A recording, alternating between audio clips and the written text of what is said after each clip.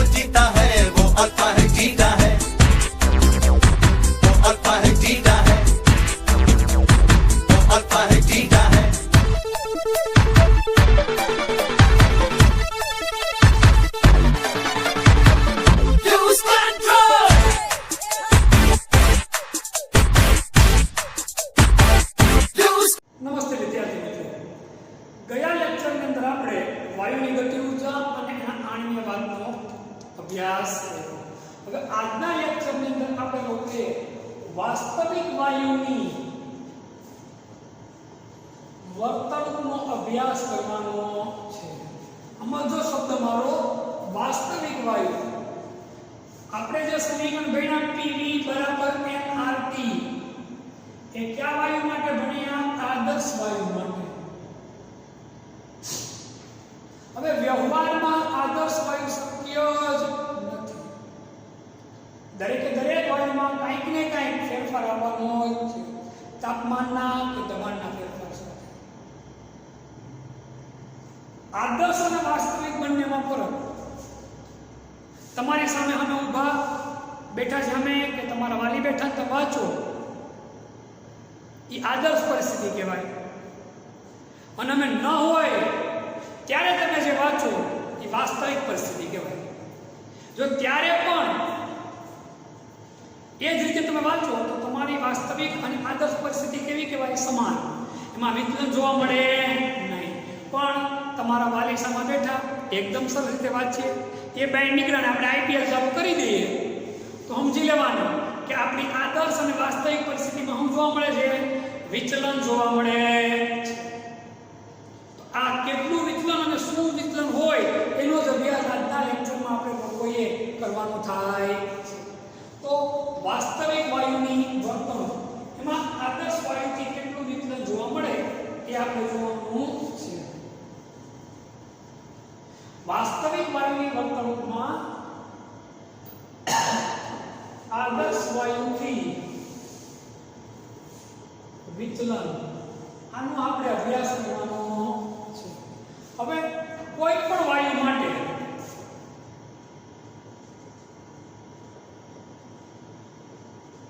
PV nRT સમીકરણ તાપમાન અને દબાણની બધી જ પરિસ્થિતિ લાગુ પાડી શકાતું નથી। તાપમાન અને દબાણની દરેક પરિસ્થિતિમાં लागू पाड़ी शकातु નથી। આ ખાસ યાદ રાખજો। PV બરાબર એનર્જી સમીકરણ છે પણ એ કોના માટે છે? આદર્શ વાયુ માટે, વાસ્તવિક વાયુ માટે નહીં। કારણ કે વાસ્તવિક વાયુમાં તો PV બરાબર એનર્જી સમીકરણ લાગુ પડે કંઈક ને કંઈક ફેરફાર આવે। શું ફેરફાર આવે એક લેક્ચર પૂરો થશે ત્યાં સુધીમાં આપણને લોકોને ખ્યાલ પડી જશે। હવે આદર્શ વાયુની વર્તણૂક અને વાસ્તવિક વાયુની વર્તણૂકમાં શું જોવા મળે? ફેરફાર। આને આધારે એક આલેખ બનાવવામાં આવ્યો, PV વિરુદ્ધ P નો આલેખ બનાવવામાં આવ્યો। કોનો આલેખ બનાવવામાં આવ્યો? PV વિરુદ્ધ P નો। હવે PV વિરુદ્ધ P નો આલેખ બનાવો તમે, આદર્શ વાયુ હોય ગમે તે, આદર્શ વાયુ માટે આલેખ કેવો જાય તો કે સીધી રેખા। પણ મેં તમને કીધું કે કોઈ પણ વાયુ આદર્શ વાયુ નથી। આદર્શ લાક્ષણિકતા, સંપૂર્ણ આદર્શ લાક્ષણિકતા ધરાવતા નથી. એમાં કાંઈક ને કાંઈક શું જોવા મળે તો કે વિચલન જોવા મળે. આમાં આપણને કાંઈક ને કાંઈક શું જોવા મળે? વિચલન. તો આવા બે વિચલન જોઈએ આપણે. અમુક વાયુ હતા તો એનું દબાણ વધારે, દબાણને કદમાં શું થયા તો કે વધારો. દાખલા તરીકે હિલિયમ, હાઇડ્રોજન. પણ અમુક વાયુની વાત કરીએ તો કે ભાઈ ક્યાં વાયુની તમે વાત કરો તો કે કાર્બન ડાયોક્સાઇડ અને કોણ તો કે ભાઈ મિથેન.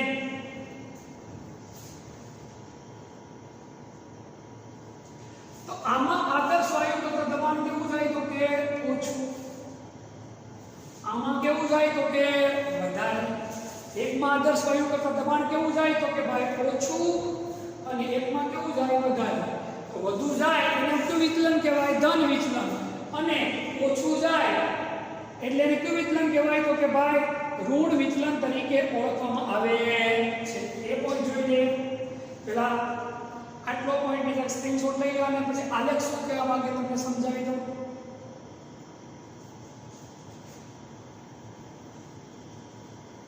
હવે આલેખમાં બે પ્રકારના વિચલન જોવા મળે. ક્યાં? ધન વિચલન અને ઋણ વિચલન. આલેખમાં બે પ્રકારના વિચલન જોવા મળે.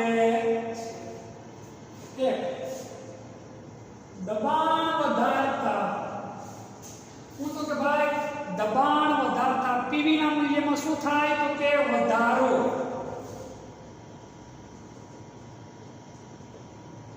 તો કયું વિચલન? ધન વિચલન. ઈ કોણ દર્શાવે તો કે ભાઈ હાઇડ્રોજન અને હિલિયમ. બે દબાણ વધારતા પીવી ના મૂલ્યમાં હું તો કે ભાઈ ઘટાડો.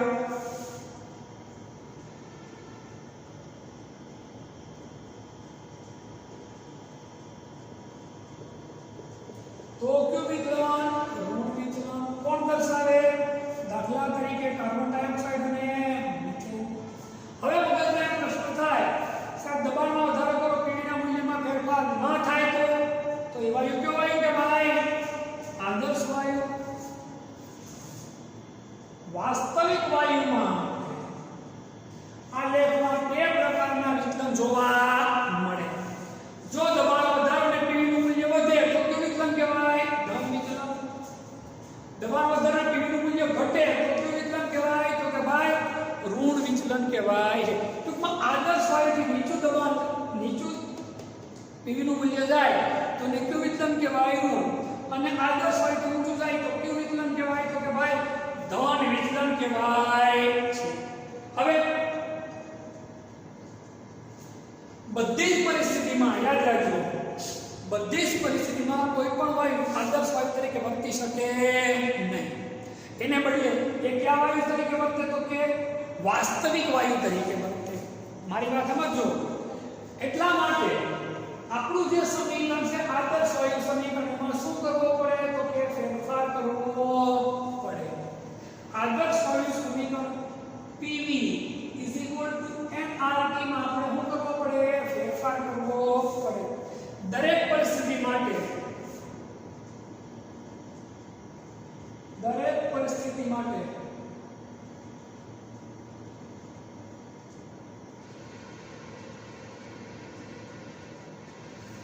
દરેક પરિસ્થિતિ માટે P આદર્શ બરાબર P આદર્શને બદલે આપણે શું લઈ શકીએ તો કે ભાઈ P વાસ્તવિક વત્તા an² upon v². હું લખી લેવાનું an² upon v². v ને બદલે આપણે શું લખીશું તો v nb. હું લખશું આપણે તો કે ભાઈ v ને બદલે હું લખશું તો કે v nb. અહીંયા આદર્શ અને વાસ્તવિક લખશો તો ફેર પડશે નહીં. આ p ને બદલે અને v ને બદલે આ વસ્તુ મૂકવી પડે સૂત્રમાં. હવે નવું સૂત્ર મને યાદ રાખજો. વાસ્તવિક વાયુ માટે અત્યારે આપણે ભણ્યા ક્યાં વાયુ માટે ભણ્યા? આદર્શ વાયુ માટે ભણ્યા. હવે હું તમને કોના માટે સમજાવું છું? વાસ્તવિક વાયુ માટે. તો p ને બદલે શું મૂકશું તો કે ભાઈ p વાસ્તવિક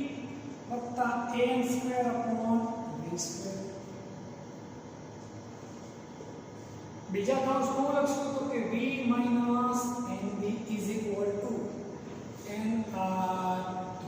n એટલે હું ખબર છે મોલ, r એટલે વાયુ અચળાંક, t એટલે તાપમાન, p એટલે દબાણ, b એટલે કદ. ખબર બે પદ નથી a અને b. તો a અને b એ વાન ડર વાલ્સ અચળાંક. હવે તમને ખાસ કહ્યું આ પોઈન્ટ આપણે 12માં ક્યાંય ઉપયોગમાં આવવાનો નથી કે પછી નીટ સેડબલનો ઉપયોગમાં માત્ર આપણે આ સૂત્ર લાવવાનું જોઈએ આપણી સમજણ માટે. બીજું કશું આમાંથી આપણે યાદ રાખવાની જરૂર નથી. કદાચ ગુજરાત બોર્ડમાંથી ગઈકાલે જનછાપામાં આપણે ટીવીમાં આવ્યું મુજબ 30% કોર્સ બાદ કરી દે. એ બાદ ન કરે તો પણ આની કોઈ બીજી વિશેષ મહત્વતા રહેતી નથી. એટલે આપણે મેં જેટલું ગમે એટલું તમને ભણાવ્યું કે બોલ્યો પણ વસ્તુ આપણે ખાલી માત્ર આટલી ખબર હોવી જોઈએ.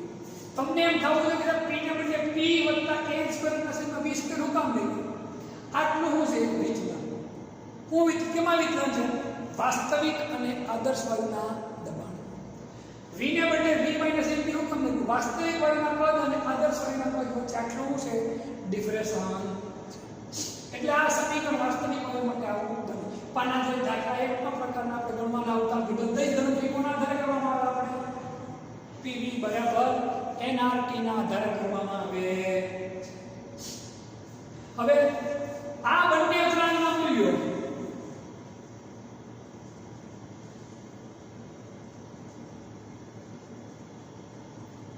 વાયુની લાક્ષણિકતા પર આધાર રાખે. બે અચળાંકના મૂલ્યો કોના પર આધાર રાખે? વાયુની લાક્ષણિકતાઓ પર આધાર રાખે. બસ ખાલી આપણે એટલી વસ્તુ ખબર હોવી જોઈએ. બીજોમાં ડીપમાં ઉતરવાની આપણે જરૂર રહેતી નથી. વધી આવે છે થોડામાં હજી એક સમીકરણ છે કે સમીકરણને આપણા માટે કામનું છે જોઈ લઈએ.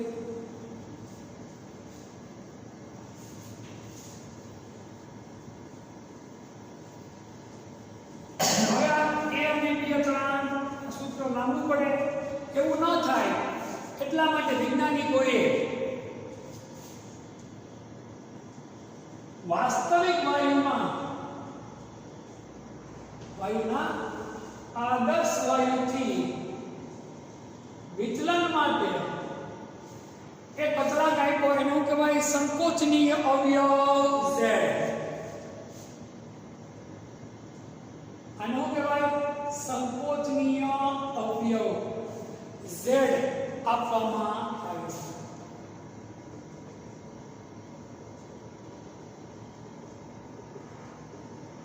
હવે સૂત્ર બનશે pv બરાબર znRT. pv બરાબર znRT. હવે જો ઓ શું થશે? z બરાબર 1 તો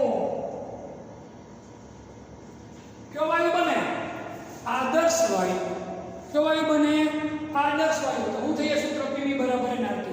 પણ જો z નું મૂલ્ય 1 થાય નહીં તો બે મૂલ્ય હોય કે z છે 1 કરતા મોટા હોય અથવા z છે 1 કરતા કેવા હોય? નાના. જો z નું મૂલ્ય 1 કરતા મોટું તો pv નું મૂલ્ય nRT કરતા હું થઈ જાય મોટું. તો કેવું વિચલન ધરાવે? ધન વિચલન. આ યાદ રાખો, નીટ માટે કામની વસ્તુ છે, ગુજરાત બોર્ડ માટે નહીં. z નું મૂલ્ય કરતા નાનું તો pv કરતા nRT મોટા. તો કયું વિચલન જોવા મળે? ઋણ વિચલન. ધન વિચલનના ઉદાહરણ મેં તમને કીધું H2 He. ઋણ વિચલનના ઉદાહરણ મેં તમને કીધા CO2 CH. આ આપણને ખબર હોવી. પરિવાર સમજો મારી વાત. વાસ્તવિક વાયુના આદર્શ વાયુથી વિચલન માટે આપણે અવયવનો ઉપયોગ કર્યો છે. શું કહેવાય? સંકોચનીય અવયવ z. શું કહેવાય? સંકોચનીય અવયવ z. સૂત્ર છે pv બરાબર nRT માં હું કીધું સંકોચનીય અવયવ z.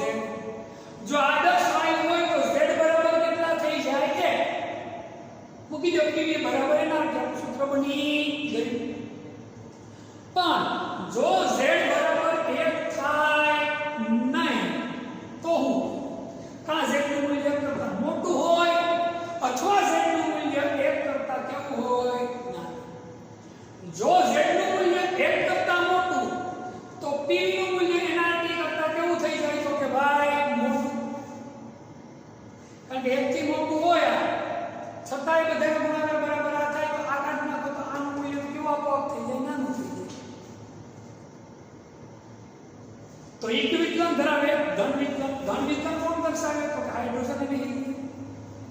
આ જે ઉલટું જો Z2 મૂલ્ય કરતા નાનું તો PV કરતા કોણ મોટા થઈ જાય NRT.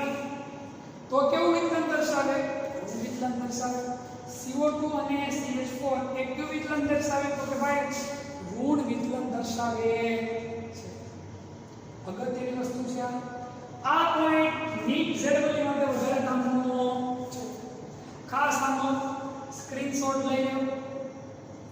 પરીક્ષામાં આપણે પૂછે કે સમજાવો સંકોચનીય બળ Z તો એ કામનો. બાકી આ પોઈન્ટની અગત્યતા ઘણી બધી વધારે છે મારી દ્રષ્ટિએ. સ્ક્રીનશોટ આનો લઈ લો. પછી Z નું એક સૂત્ર બીજું સાબિત કરીએ આપણે.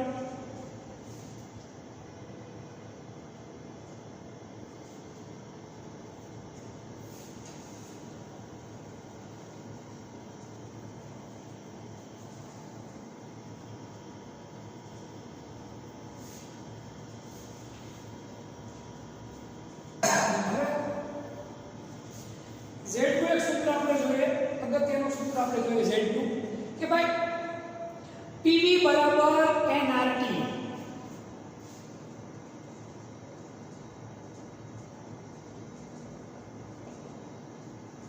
PV બરાબર nRT. V કેવો લીધો આપણે વાસ્તવિક. સોરી Z બરાબર ZnRT વાસ્તવિક હોય તો Z બરાબર PV છેદમાં nRT. વાસ્તવિક અને આદર્શ શબ્દમાં ખબર પડી ગઈ ને અર્થ. આદર્શ એટલે સંપૂર્ણ યોગ્ય અને વાસ્તવિક એટલે જેવા છે એવા છે. હવે બીજું એક સૂત્ર છે PV આદર્શ માટે શું થશે nR થાય તો V આદર્શ નું સૂત્ર શું થાય nRT ના છેદમાં તો આને 1 ના છેદમાં લઈ જાઓ. આખા સમીકરણ 1 ના છેદમાં છેદ કેવાય જાય અંશમાં. આ કિંમત આપણે મૂકી દઈએ છે તો સૂત્રમાં છે Z બરાબર V વાસ્તવિક છેદમાં V આદર્શ. આ નવું સૂત્ર મળી ગયું. Z બરાબર V વાસ્તવિક છેદમાં V આદર્શ. P માટે પણ Z બરાબર P વાસ્તવિક છેદમાં P આદર્શ. એનું પણ આ સૂત્ર બનશે. Z બરાબર P વાસ્તવિક P આદર્શ. બંને માટે પણ કદનું વધારે મહત્વ આવે. આ સૂત્ર વધારે ઇમ્પોર્ટન્ટ આપણા માટે બનશે. આ સૂત્ર પણ આપણને આવડવું. મોસ્ટ અગત્યનું સૂત્ર છે બહુ સહેલાઈથી બનાવ્યું. PV બરાબર nRT છે. PV વાસ્તવિક બરાબર ZnRT. Z ને કરતા કર્યો તો PV વાસ્તવિકના છેદમાં nRT. આદર્શ વાયુ સમીકરણ છે PV બરાબર nRT. V આદર્શ ને કરતા કર્યો nRT ના છેદમાં nRT ના છેદમાં P છે. V આદર્શ બરાબર તો અહીંયાનું છે P ના છેદમાં nRT. આને ઉલટાવી નાખીએ તો આ ઉલટી જાય 1 ના છેદમાં આદર્શ મૂકી દીધા આપણે સૂત્ર. આપણે સમીકરણ મળી. આની પણ ઉપયોગિતા બીજી કશી ખાસ નથી. નીટ ZW માં આને આધારિત પોઈન્ટ આવે તો આપણને માર્ક્સ રોકડા થાય. બાકી ગુજરાત બોર્ડમાં આની કશી અગત્યતા વધારે નથી. હવે વ્યાખ્યા છે બોઇલ બિંદુ. એ જરાક જોઈ લઈએ. આના ઉપર એક વ્યાખ્યા છે આપણી બોઇલ બિંદુ.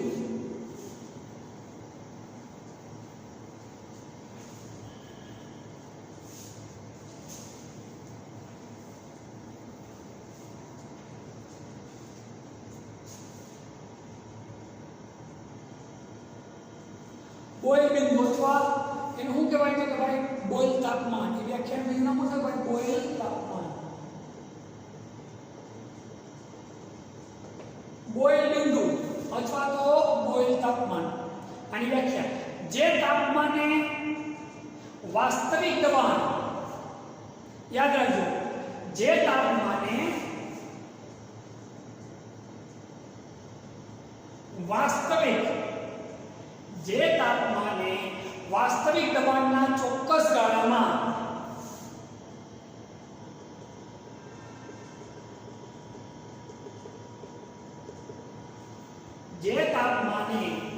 વાસ્તવિક દબાણના ચોક્કસ ગાળામાં આદર્શ વાયુ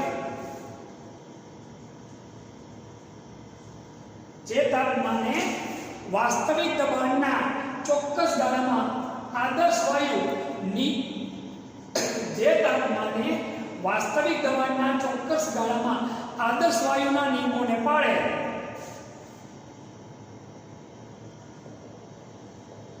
તે તાપમાનને શું કહેવાય?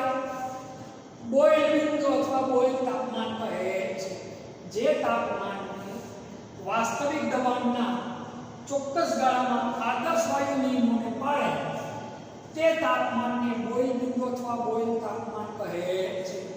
બટા કહેવાય એમ માંગે અત્યંત નીચું તાપમાન જ્યારે લઈને અત્યંત નીચું ત્યારે આદર્શ વાયુના નિયમોનું પાલન થાય, બાકી પાલન થતું નથી. આ તો વ્યાખ્યા છે એટલે આપણે વ્યાખ્યા જોઈ લઈએ, બાકી આમાં વધુ ઊંડું ઉતરવાનું જરૂર નથી.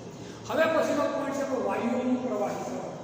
એ પોઈન્ટમાં પણ આપણે અતિ ડીપમાં ઉતરવાની કોઈ જરૂર નથી. બહુ શોર્ટકટમાં હું તમને સહેલાઈથી સમજાવી દઉં.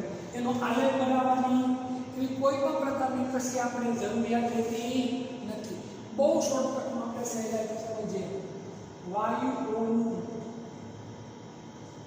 પ્રવાહી. હવે કોઈ પણ વાયુ હોય એને તમે ઠંડુ પાડો એટલે ધીમે ધીમે ધીમે ધીમે ધીમે ધીમે ધીમે વાયુનું એમાં રૂપાંતર થવા માંડે પ્રવાહી. પ્રવાહી બન્યા પછી બધું ઠંડુ પડતા તો પ્રવાહીમાંથી શું બની જાય? ઘન બનવાની સંભાવનાઓ. હવે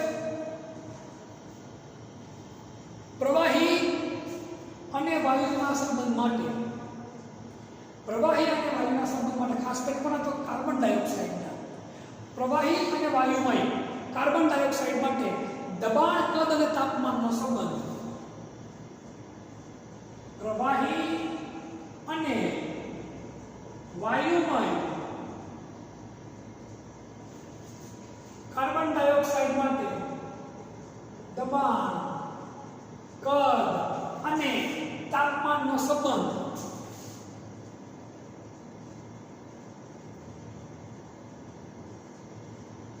થોમસ એન્ડ્રુઝ નામના વૈજ્ઞાનિકે કોણે આપ્યો હતો કે ભાઈ થોમસ એન્ડ્રુઝ નામના વૈજ્ઞાનિકે એને એવું કીધું ઊંચા તાપમાને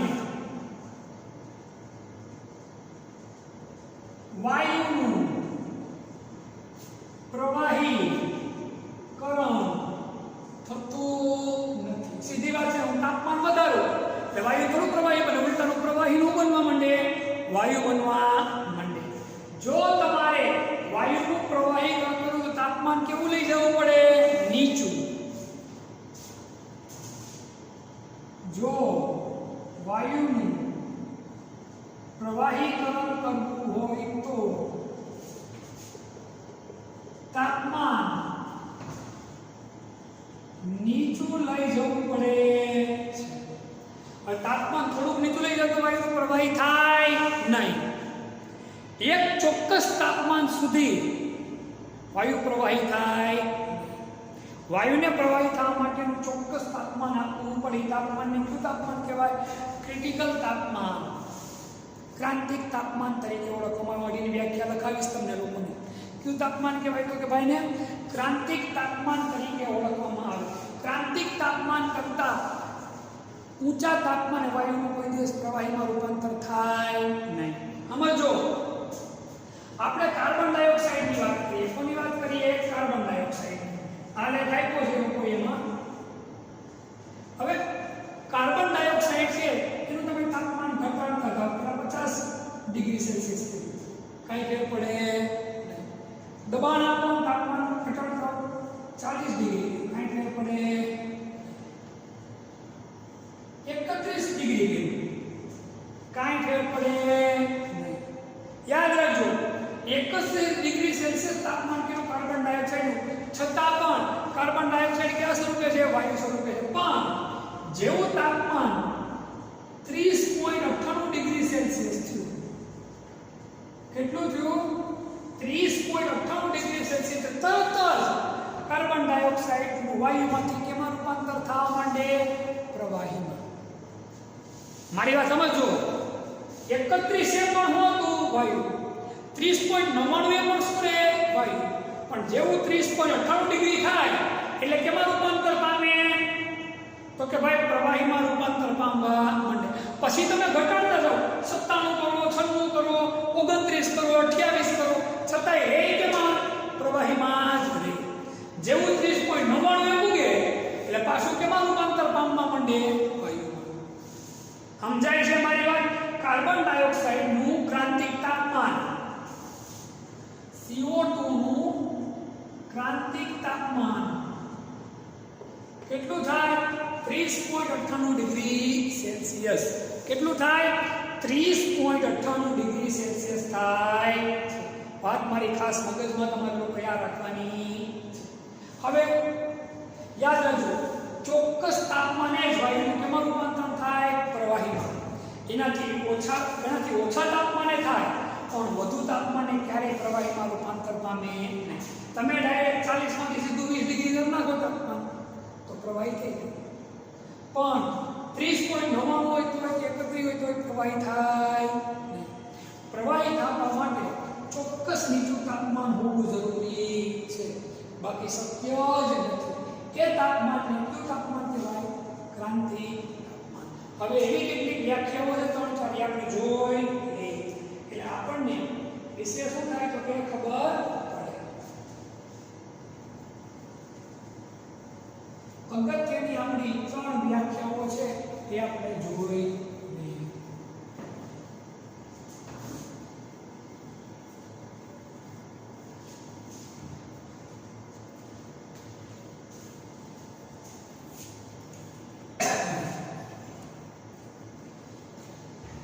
પહેલી વ્યાખ્યા છે ક્રાંતિક તાપમાન.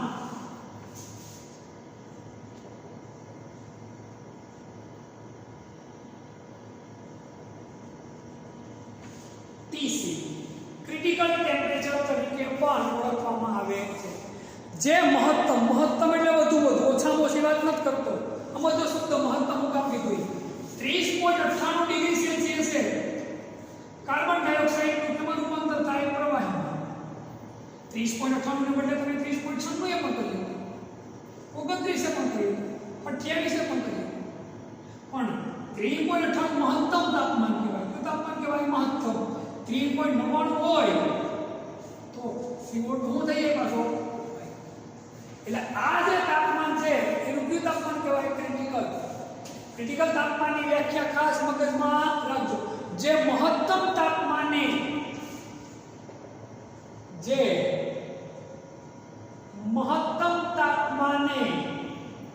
મહત્તમ એટલે વધુમાં વધુ તાપમાન અથવા ઊંચામાં ઊંચા તાપમાને વાયુનું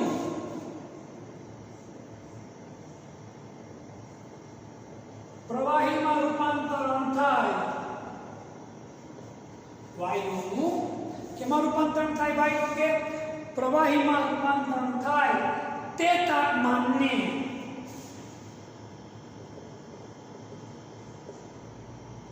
કયું તાપમાન કહેવાય? ક્રાંતિક તાપમાન તરીકે. જે મહત્તમ તાપમાને વાયુનું પ્રવાહીમાં રૂપાંતરણ થાય તે તાપમાનને તે વાયુનું શું કહેવાય? ક્રાંતિક તાપમાન કહે છે. કયું તાપમાન કહેવાય? ક્રાંતિક તાપમાન કહે છે. આ થઈ કોની વ્યાખ્યા? ક્રાંતિક તાપમાનની વ્યાખ્યા. આ વ્યાખ્યા યાદ રાખજો. 12મા ધોરણમાં પણ આ જે આના સિવાય બીજી 2 વ્યાખ્યા લખો, 3 વ્યાખ્યાઓ 12મા ધોરણમાં પણ આપણને લોકોને વ્યાખ્યા આવવાની છે. એટલે આ વ્યાખ્યા ખબર હોવી જોઈએ.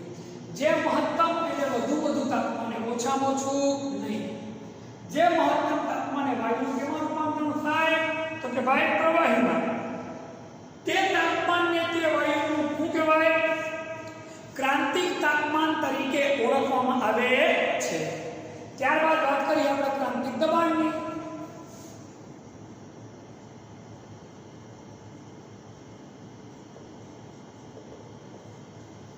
ક્રાંતિક દબાણની વાત કરીએ આપણે.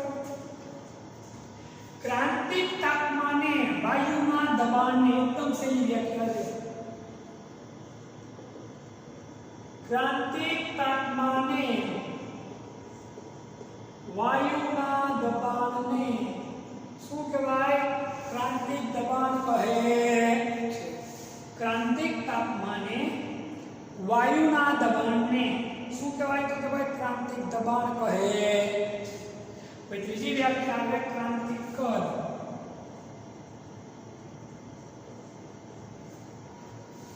સેમ આના જેવી શબ્દ દબાણને બદલે મળી જશે કદ. ક્રાંતિક તાપમાને વાયુના કદને શું કહેવાય? ક્રાંતિક કદ કહે છે. ક્રાંતિક તાપમાને વાયુના કદને શું કહેવાય? ક્રાંતિક કદ કહે છે. તો આ ત્રણેય વ્યાખ્યા આપણા માટે ખરેખર અગત્યની. જે મહત્તમ તાપમાને વાયુનું પ્રવાહીમાં રૂપાંતર થાય તે તાપમાનને કહેવાય શું કહેવાય? ક્રાંતિક તાપમાન. ક્રાંતિક તાપમાન વાયુનું દબાણને ક્રાંતિક દબાણ કહે છે. ક્રાંતિક કદે વાયુના કદને શું કહેવાય? તો કે ભાઈ ક્રાંતિક કદ કહે છે. હવે વાયુની અહીંયા કામગીરી અથવા વાતચીત થઈ જાય છે આપણી. હવે આપણે અભ્યાસ કરવાનો થાય છે તો કે ભાઈ પ્રવાહી અવસ્થા. આ ચેપ્ટરની અંદર પ્રવાહી અવસ્થા વિશે ખૂબ જ ઓછી માહિતી આપેલી છે. એના જે ચારક લાક્ષણિકતાઓ છે એ જ ભણવાની છે. ત્યારબાદ આવશે આપણે ઘનની લાક્ષણિકતા. તો ઘનની લાક્ષણિકતા આપણે લોકો 12મા ધોરણમાં ભણવાની થશે સેમેસ્ટર 1 ના પહેલા ચેપ્ટરમાં. 11મા ધોરણ માટે વાયુ કમ્પ્લીટ થઈ ગયું અને પ્રવાહી અવસ્થામાં આપણે પહોંચી ગયા. નેક્સ્ટ લેક્ચરથી આપણે પ્રવાહી અવસ્થા ચાલુ કરી દઈશું. પણ એના પહેલા ફરીવાર વાયુ અવસ્થા માટે આપણે ભણ્યા. જેના માટે આપણને બધા જ નિયમો આપણને આવડવા જોઈએ.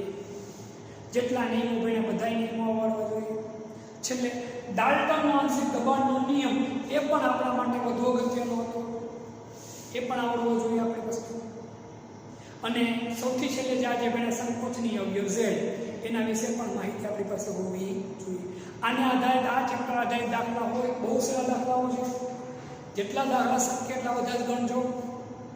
રૂબરૂમાં મળશું ત્યારે તો વિશેષ ઊંડાણપૂર્વક જે અભ્યાસ કરશું આપણે. પણ છતાં પણ જેટલું બને એટલું વ્યવસ્થિત એ ગણજો. કારણ કે જે પોઈન્ટ તમને કરાવ્યા છે એ બધા જ 12મા ધોરણ માટે કેવા છે? વધારે અગત્યના. અને નીટ જેડબલી માટે વધારે અગત્યના છે. નેક્સ્ટ લેક્ચરની અંદર આપણે હવે પ્રવાહી અવસ્થા વિશે અભ્યાસ કરશું.